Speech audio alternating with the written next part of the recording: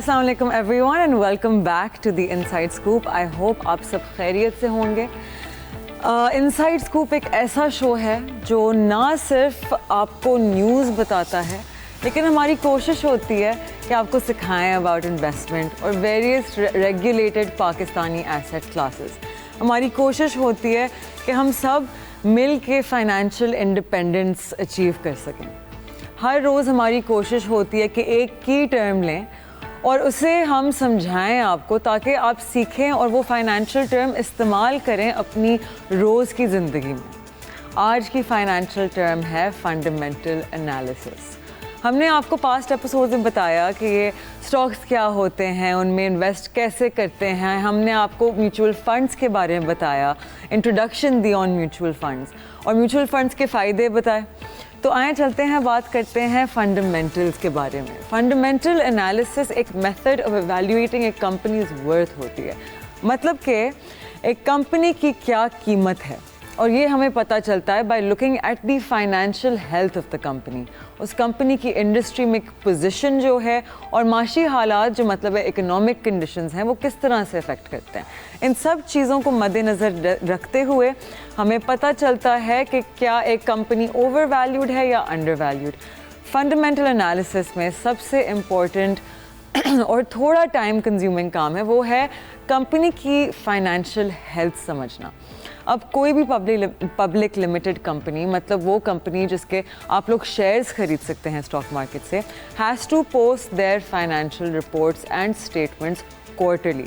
Financial statements होती हैं 3 किस्म की। पहले हम आ जाते हैं on balance sheets. Balance sheet से हमें पता चलता है कि कंपनी में कौन सी एसेट्स हैं और कौन सी लायबिलिटीज़ हैं।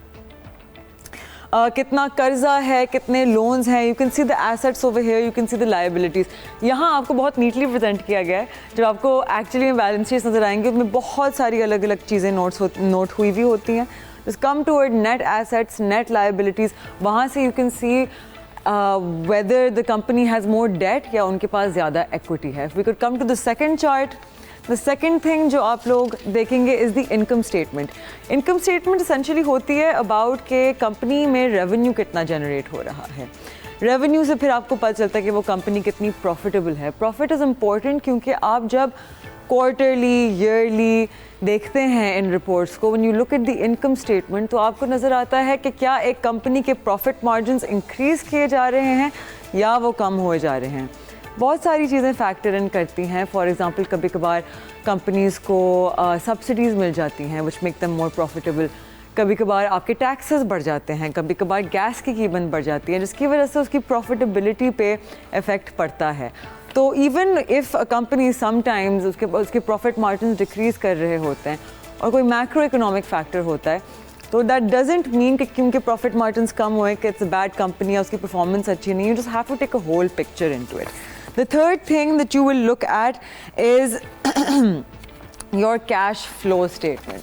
जब आप एक कैश फ्लो स्टेटमेंट देखते हैं तो इट शोज़ अस कि एक बिज़नेस के जो एक्सचेंजेस हैं बाहर की दुनिया में, वो कहाँ से जनरेट कर रहा है अपना कारोबार या बिज़नेस। इससे हमें पता चलता है कि एक कंपनी अपना कारोबार के पैसे को मैनेज कैसे करती है, कहाँ वो एलोकेट कर रही है अपने एक्सपेंसेस, क्या वो एक्सपेंशन पे फोकस कर रही है, are they growing the business, वो क्या नई टेक्नोलॉजी डेवलप कर रहे हैं, are they investing with in the company और are they investing outside of the company, और are they deciding to give cash पे outs.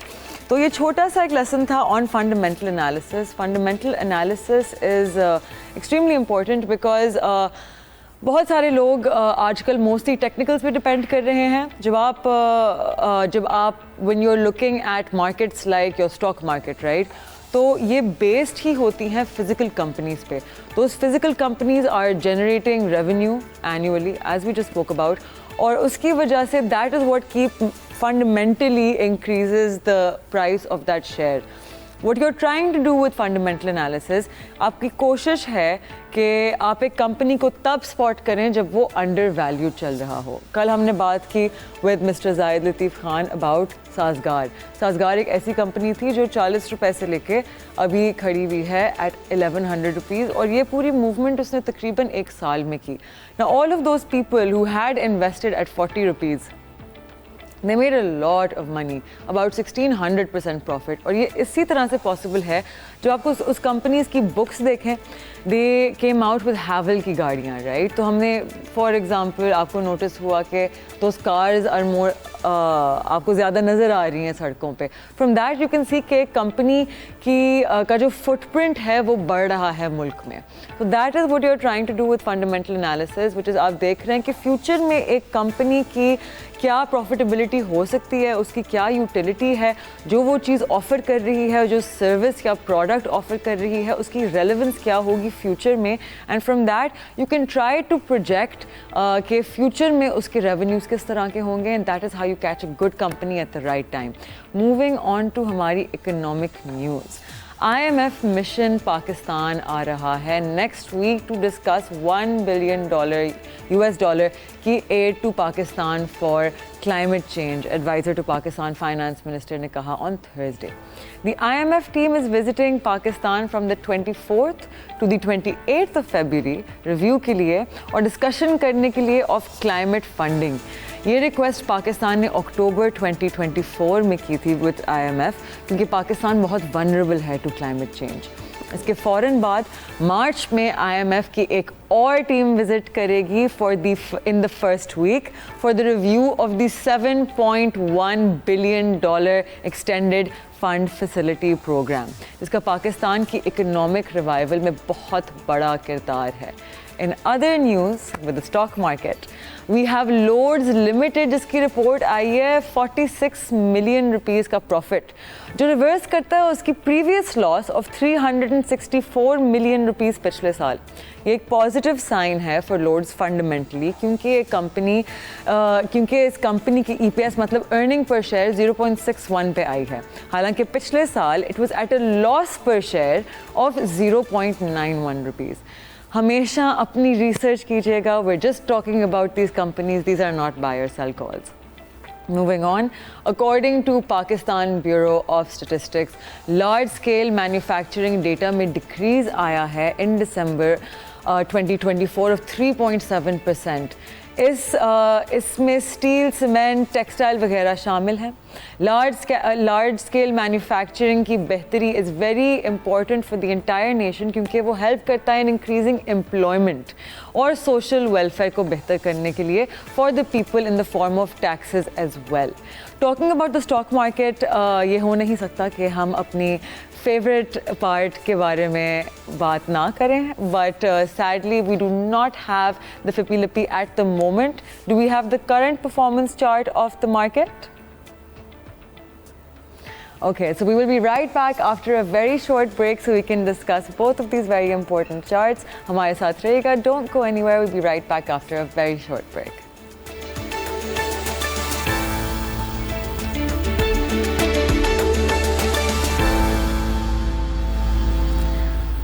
Welcome back to the Inside Scoop. We have our favorite part of the show, the Fippy Lippy.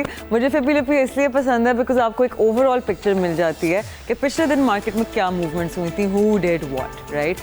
तो the first thing I noticed was अगर हम overalls देखें तो individuals were buyers of $5 million worth of shares. आपके DFIs were net sellers, $5.8 million worth of shares. Mutual funds ने overall if we even it out, after evening it out around $400,000 की buying की है. लेकिन if you look over here, mutual funds bought in cements yesterday. और आज क्या news आई है? Lucky Cement split its stock into Lucky Cement split its stock into 5 parts. तो जिसके पास एक शेयर था, split के बाद होंगे 5 shares. What this does is, for example, Lucky Cement is trading around 1,400-1,500 rupees, right? तो वो एक आपको थोड़ा सा वो illiquid फील आती है एक स्टॉक से कि okay, like you know, एक शेयर 1,500 रुपए का है, तो it's a little bit it looks difficult to access, right? जब वो split हो जाता है, it becomes more affordable. Investors find it easier to get in because it's a more liquid price to trade at, right? So this was a positive news for Lucky Cement. Lucky Cement ने gap opening the, which means it opened high and then आते it came back down क्योंकि naturally I am guessing गेसिंग my view of it, इसकी profit taking हो रही थी most probably. जो कल हमारे म्यूचुअल फंड्स ने यहाँ सीमेंट में बाइंग की है, शायद उन्होंने आज प्रॉफिट टेकिंग की है। अदर देन दैट अगर हम इंटरनेशनली देखते हैं तो ओवरसीज पाकिस्तानीज वर नेट सेलर्स। उन्होंने बाइंग की $6.6 मिलियन की और सेलिंग की $8.47 मिलियन की, which evened them out to being net sellers worth of $1.86 million. Foreign corporate didn't do much, foreign individuals didn't do much. If we look sector wise, तो yeah, mostly we had work in the cement sector. Individuals ने भी buying किया कल बहुत, $4 million worth in the cement sector. Nice. This is why I love the Fippy Lippy, you guys. It's so explanatory about what's going on, how everyone moves, individuals कैसे सोचते हैं, foreign corporates कैसे सोचते हैं, आपके mutual funds कैसे सोचते हैं. So now moving on to the current market, if I can have the current market chart, we are trading at 114,000. Guys, अभी current क्या था? 1,13,661 बोल दिया मैंने उर्दू में. So basically we've had a little bit of a correction which was expected क्योंकि we broke out of our flag pattern जिसके बारे में हमने कल बात की थी, लेकिन what's it called, whoa, do we have this live? Guys, we have a live chart, first time, congratulations team. Okay, so we have Kosam that is down, Lucky Cement is up 1462 by 66 rupees. We have SNGP trading at 89 rupees. Guys, personally, by the way, viewers, I'm really enjoying this because ये पहली दफ़ा हमारे show पे हमें live access मिला है, which is making me so happy. अब बिल्कुल जब हम ब्रेक के बाद वापस आएंगे तो we have a very special guest with us. हमारे साथ होंगे the head of research at Alfalah investments, someone जिससे मैं पूरा दिन बहुत पूछताछ करती रहती हूँ to understand. He has more than 10 years worth of experience in the industry of finance. He is also a chartered financial analyst, a CFA. So stay with us. बिल्कुल ब्रेक के बाद हम वापस आएंगे. हम बात करेंगे with Shamsuddin Shah, who is the head of research at Alfala Investments. Stay with us, कहीं नहीं जाइएगा. I am Mashal Khan and this is the Inside Scoop.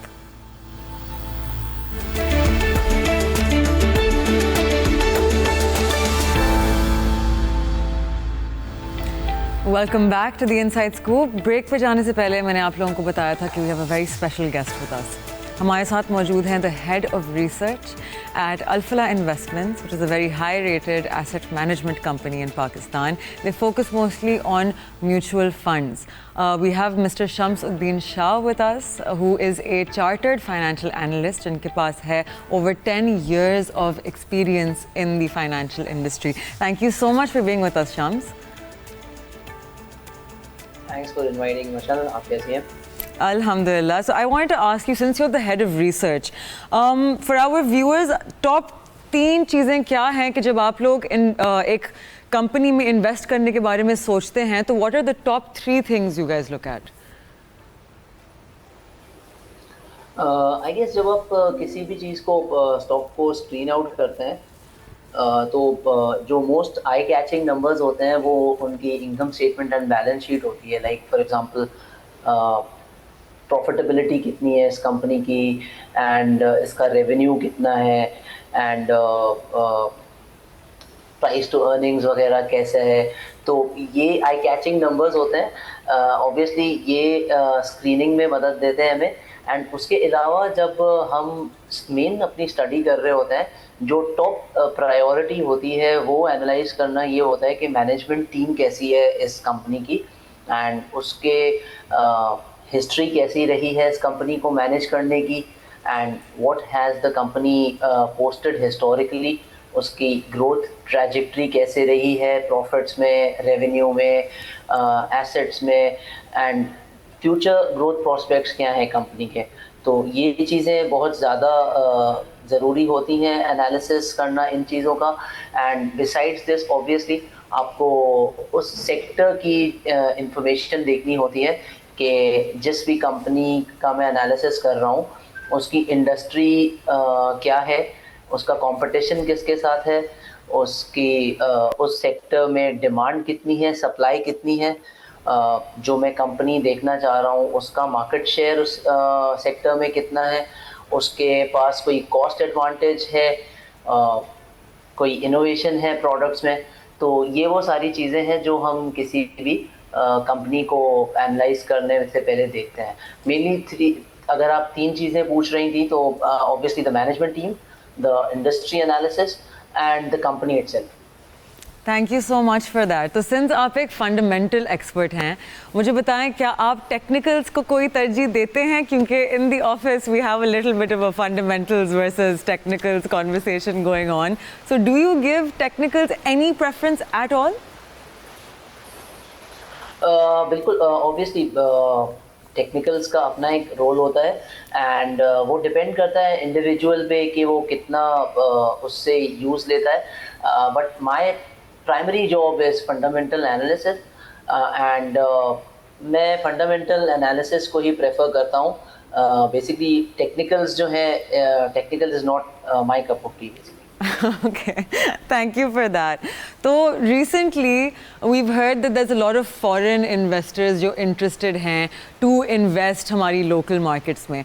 तो do you think there is more foreign interest in our stock market, या आपको लगता है हमारी political economic stability या lack thereof की वजह से वो अभी तक hesitant हैं? देखिए, अगर हम प्रीवियस ईयर्स का फिपी का डेटा देखें तो बेसिकली सिंस 2017 आपके पास सिर्फ 2 साल हैं जिसमें फॉरेनर्स ने बाइंग की है, that is previous year and उससे पहले भी एक थोड़ा सा इंच होता।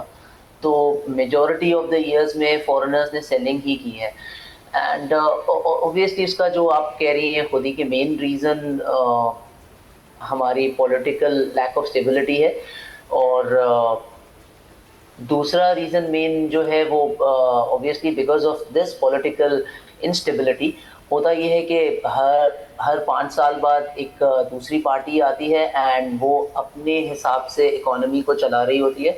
सो basically what we need to attract foreign investors in our country, we need के पॉलिटिकल पार्टीज़ को अपने पॉलिटिकल डिफरेंसेस को असाइड पे रख के एंड एक चार्टर ऑफ इकोनॉमी पे काम करना चाहिए जो कि पॉसिबली फिर ऑब्वियसली इन्वेस्टर्स को ड्राइव कर सके फॉरेन।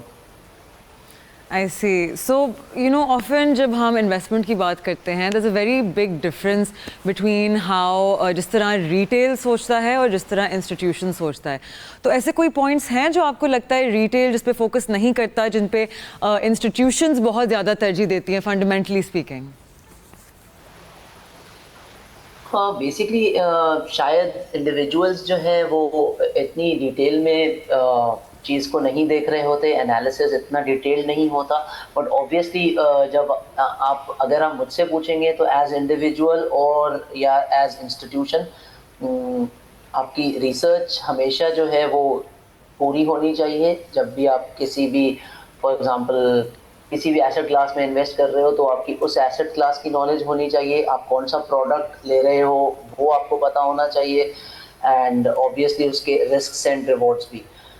तो बेसिकली कोई चीज़ हम लोग ज़्यादा डिटेल ऑब्वियसली इंस्टीट्यूशन ज़्यादा डिटेल में जा रहा होता है एंड इंस्टीट्यूशन में ये भी चीज़ होती है कि एक इंडिविजुअल नहीं होता, आप अकेले नहीं देख रहे होते हैं। लाइक फॉर एग्जांपल जैसे for example we have a portfolio department, अब मैं रिसर्च को हेड करता हूँ, ऑब्वियसली मेरे एनालिस्ट हैं जो मेरे साथ काम करते हैं, फिर हमारी जो फंड मैनेजमेंट की टीम है वो डिसाइड करती है कि इस स्टॉक में for example if I am pitching a stock तो फंड मैनेजमेंट टीम डिसाइड कर रही होगी कि उसमें इन्वेस्ट करना चाहिए नहीं करना चाहिए। उस फिर फंड मैनेजमेंट के डिसीजन को आईसी भी फोर्सी वो करती है, ओवरसी करती है। तो ऑब्वियसली चीज़ें थोड़ी ज़्यादा रिगरस होती हैं मतलब इंस्टीट्यूशंस में। I can imagine. तो हर साल we essentially lose millions of dollars to crypto. और बहुत लोग फिर भी पाकिस्तान स्टॉक एक्सचेंज को सट्टेबाजी का नाम देते हैं। तो you and I had a conversation earlier about where the real satta is. So would you like to say anything to people who are investing in crypto rather than PSX? Yeah, I guess for example term सट्टा जो है वो ज़्यादा तब मेरे हिसाब से आना चाहिए जब आपकी इंफॉर्मेशन जिस चीज़ में आप पैसे डाल रहे हो, पैसे इन्वेस्ट कर रहे हो, आपको अगर उसकी नॉलेज नहीं है मेरे हिसाब से आप तब भी सट्टा कर रहे हो। एंड अगर फॉर एग्जांपल एक लोगों को जो है यहाँ पे फॉर एग्जांपल कभी कभार कंपनीज के बारे में भी इतनी नॉलेज नहीं होती। तो obviously crypto is a completely different asset class, and अगर आप फॉर एग्जांपल अंडरलाइंग एसेट में आप जिसमें इन्वेस्ट कर रहे हैं आपको उसकी नॉलेज नहीं है, तो ऑब्वियसली फिर वो सट्टा बन जाती है। तो प्रोबब्ली मैं समझता हूँ कि क्रिप्टो के जो अंडरस्टैंडिंग है इंडिविजुअल्स की, वो कंपेयर्ड टू स्टॉक मार्केट ज़्यादा कम होगी, तो वहाँ पे वो चीज़ ज़्यादा हो रही है। एंड स्पेशली बिकॉज आप मतलब 14,000 कॉइन्स में से चूज कर रहे हैं and you are looking for the one coin जो 100x या 1000x करेगा। आई थिंक इन यहाँ KSE 100 में it's the top 100 companies, you are much more likely to find something more suitable हमारी लोकल मार्केट में रादर देन इन क्रिप्टो। या exactly, because वही जैसे आपने कहा कि वहाँ बहुत ज़्यादा कॉइन्स हैं, एंड ऑब्वियसली उस पर फिल्टर तो आप कर सकते हैं, जैसे आपने खुद बताया कि KSE 100 टॉप 100 कंपनीज हैं out of the 500 to 600 listed companies. इसी तरह आप ऑब्वियसली क्रिप्टो में भी फिल्टर आउट कर सकते हैं टॉप 100 मार्केट कैप कॉइन्स जो हैं, जो भी हैं। एंड बट है ये कि क्योंकि लैक ऑफ अंडरस्टैंडिंग वहाँ पे और ज़्यादा है, तो वो चीज़ फिर सट्टे वाली बात जो है वो थोड़ा उसमें एलिमेंट ज़्यादा आता है। और हम प्रोटेक्टेड है ना through upper caps and lower caps, you not protected. वहाँ तो एकदम से आप 90% डाउन भी हो सकते हैं। जैसे पिछले दिनों आफ्टर एवरीथिंग हैपेंड, जब $2.2 बिलियन ब्लीड किए थे from the crypto market, half of the alt coins came down more than 70%। So anyway, coming back to the mutual funds, आपको क्या लगता है कि what are the biggest mistakes जो लोग करते हैं जब वो म्यूचुअल फंड्स में इन्वेस्ट कर रहे होते हैं?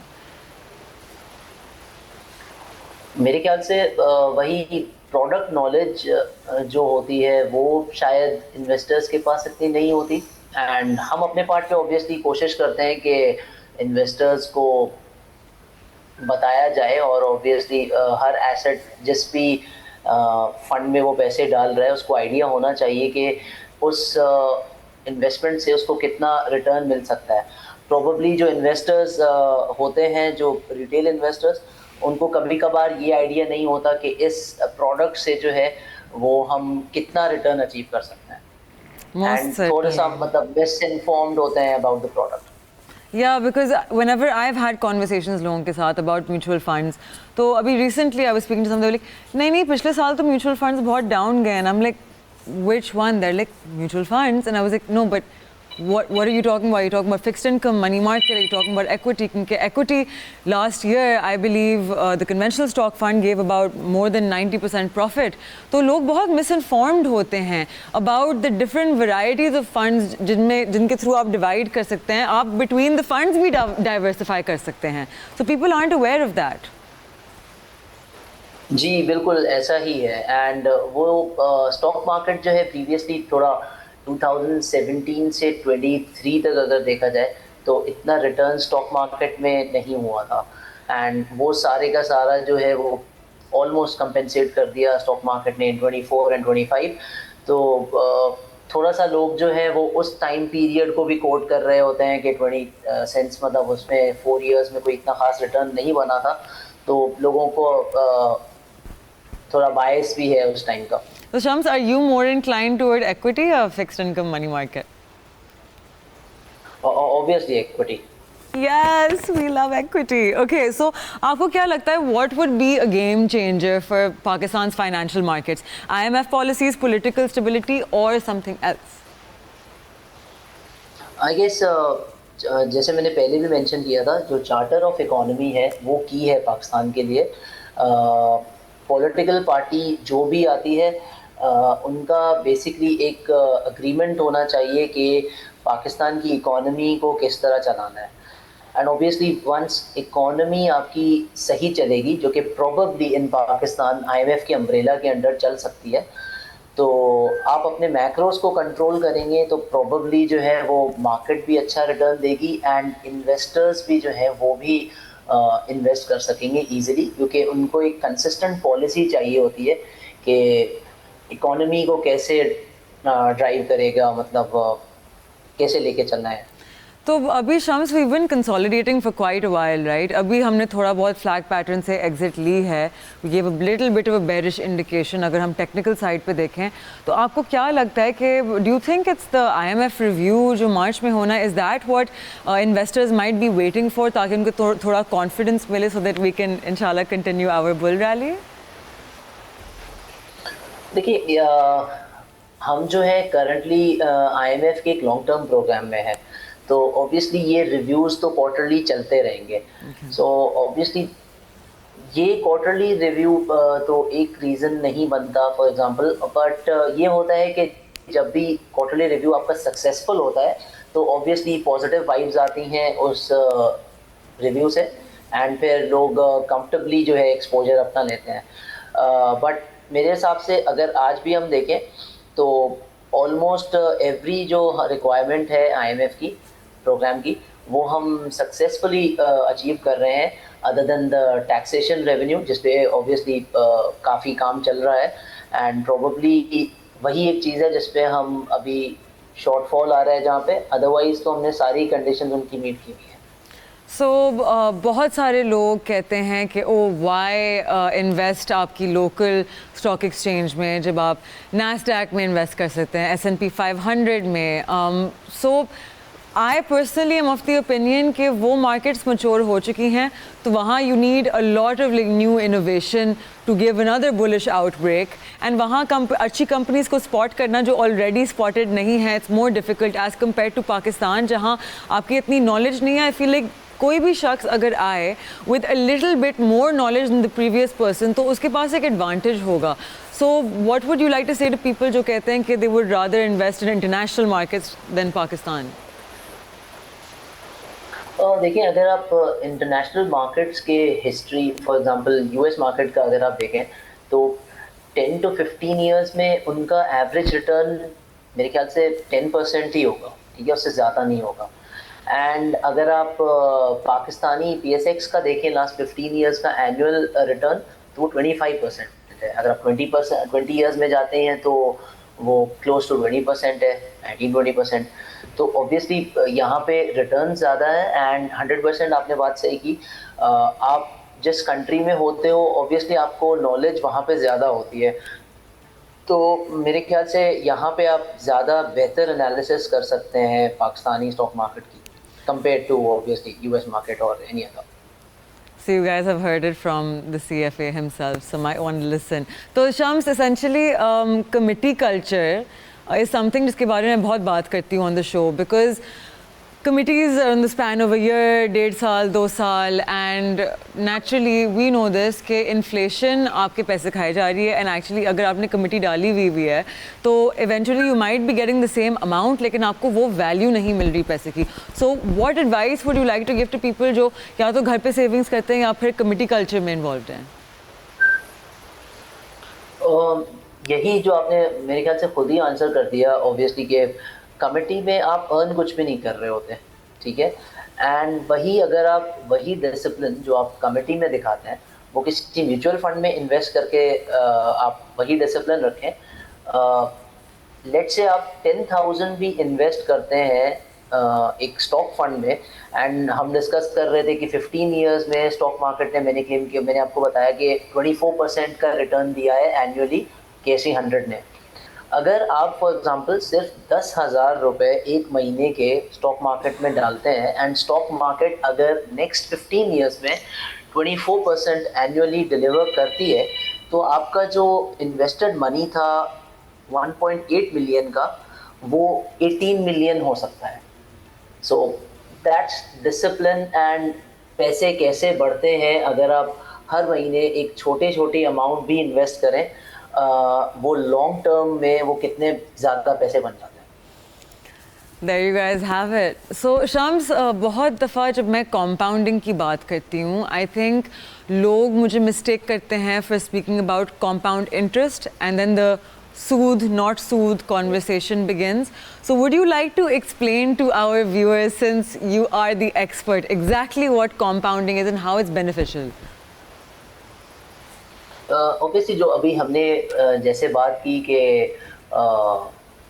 आपका 10,000 का मंथली अगर आप इन्वेस्ट करते रहते हैं फॉर लेट्स से 15 ईयर्स, तो वो एक्चुअल अमाउंट इन्वेस्टेड बना 1.8 मिलियन, बट आपने उसको इन्वेस्ट किया था 10,000 करते करते मंथली, एंड फिर वो आपने छोड़ दिया था फॉर 15 ईयर्स।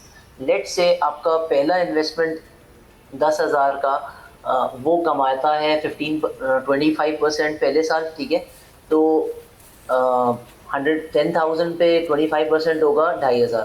फिर आपका नेक्स्ट ईयर वही पैसा जो है वो 12,500 हो जाएगा, ठीक है, मंथली जो आपकी इंस्टॉलमेंट थी। अब मंथली 12,500 का फिर आप 25 उसके ऊपर कमाएंगे, and obviously it has nothing to do with सूद और जो भी है। कंपाउंडिंग बेसिकली ये होता है कि आपका पैसा अगर 10,000 पे आपने इन्वेस्ट किया था एंड आपने लॉन्ग टर्म में इन्वेस्ट किया हुआ है, तो वो एक साल में फॉर एग्जांपल 10,000 जो है वो 12,500 बन जाता है, तो नेक्स्ट ईयर वो 12,500 से ग्रो करेगा एंड नॉट 10,000।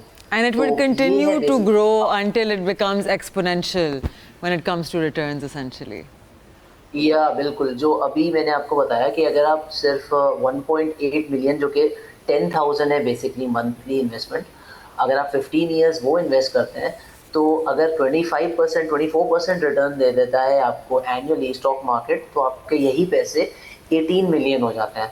एंड ऑब्वियसली यहाँ पे लोगों को हम सिर्फ स्टॉक मार्केट के बारे में मैं इम्पोर्टेंस नहीं बताऊंगा, मैं इम्पोर्टेंस बताऊंगा लोगों को इन्वेस्टिंग की।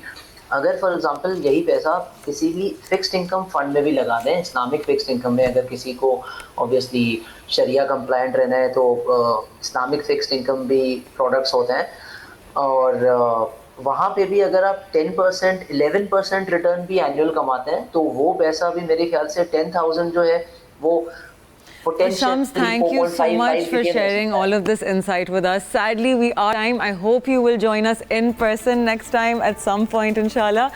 Ladies and gentlemen, that was today's episode. That sums us up is hafte ke liye, because Saturday, Sunday ko our market is closed, so I am not here either. I shall see you guys, inshallah, market open on Monday at 11 a.m. This is the Inside Scoop. I am Mashal Khan. Take care. Khuda Hafiz.